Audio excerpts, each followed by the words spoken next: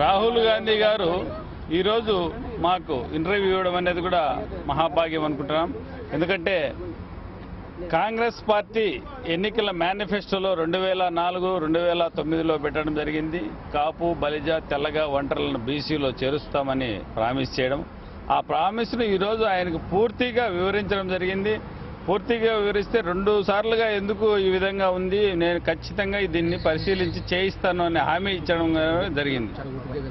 అలాగే రెండోది కూడా 30% దాకా మేము ఓట్లు కాంగ్రెస్కే వేస్తున్నాము.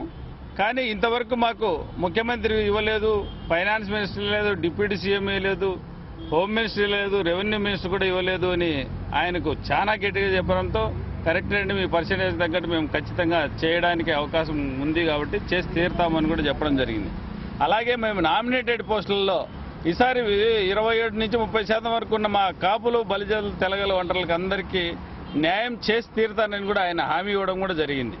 అలాగే వైస్ ఛాన్సలర్లు 29కి పైన ఉన్న రాష్ట్రంలో ఆంధ్రప్రదేశ్లో ఉంటే మాకు 3 కూడా ఇవ్వకుండా మమ్మల్ని ఒక్క పోస్ట్ కూడా ఇవ్వడం లేదని గట్టిగా చెప్పడంతో ఆయన ఖచ్చితంగా నేను ఇప్పిస్తాను, నేను ఇవన్నీ పరిశీలిస్తున్నాను కూడా అని చెప్పడం జరిగింది. అలాగే పేద విద్యార్థుల కోసం, ఉన్నత చదువుల కోసం 2 ఎకరాల స్థలం హైదరాబాద్లో స్టడీ సెంటర్ల కోసం అడగడం జరిగింది.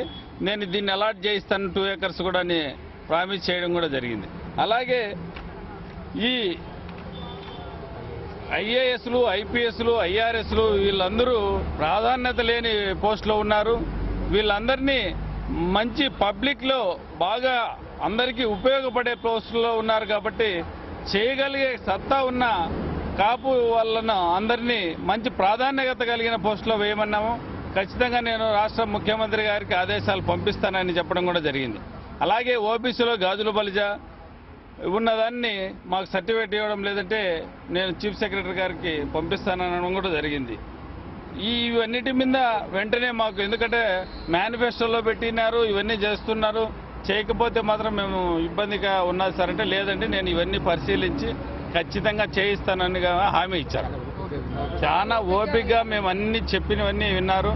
అతనికి మరొకసారి కూడా మేము మళ్ళీ థ్యాంక్స్ చెప్తున్నాము.